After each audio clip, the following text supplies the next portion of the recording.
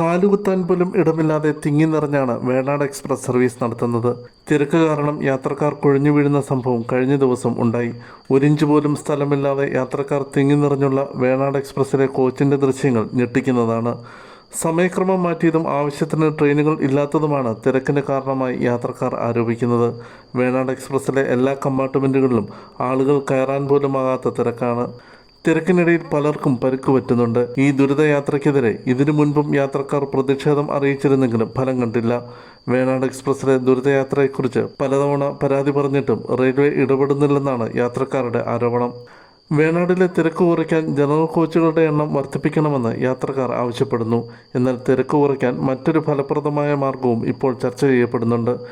കോട്ടയത്ത് നിന്ന് പുലർച്ചെ 5:15 നിലമ്പൂരിലേക്ക് പുറപ്പെടുന്ന ട്രെയിൻ നിലവിലെ സമയക്രമത്തിൽ മാറ്റം വരുത്തി കൊല്ലത്ത് നിന്ന് സർവീസ് ആരംഭിച്ചാൽ പ്രതിസന്ധി പൂർണ്ണമായി മറികടക്കാം.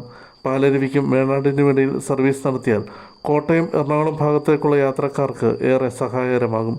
രാവിലെ വന്ദേഭാരതിന് ശേഷം 6:10 കൊല്ലത്ത് നിന്ന് യാത്ര തിരിച്ചാൽ 9:30 ട്രെയിൻ എറണാകുളത്ത് എത്തിച്ചേരും. ഉച്ചതിരിഞ്ഞ് 3:15 ഈ ട്രെയിനിൻ്റെ നിലമ്പൂരിൽ നിന്നുള്ള മടക്കയാത്ര. നിലവിൽ രാത്രി 9:50 കോട്ടയത്ത് എത്തിച്ചേരുന്ന ഈ ട്രെയിൻ കൊല്ലത്തേക്ക് നീട്ടുന്നതോടെ രാത്രി പാലരുവിക്ക് ശേഷം കൊല്ലം ഭാഗത്തേക്ക് ട്രെയിൻ ഇല്ല എന്ന പ്രതിസന്ധിയും മറികടക്കാം. ഇത്തരത്തിൽ ട്രെയിൻ സർവീസിൽ മാറ്റം വരുത്തിയാൽ ഇപ്പോഴത്തെ യാത്രാക്ലേശത്തിന് പൂർണ്ണമായും പരിഹാരമാകും.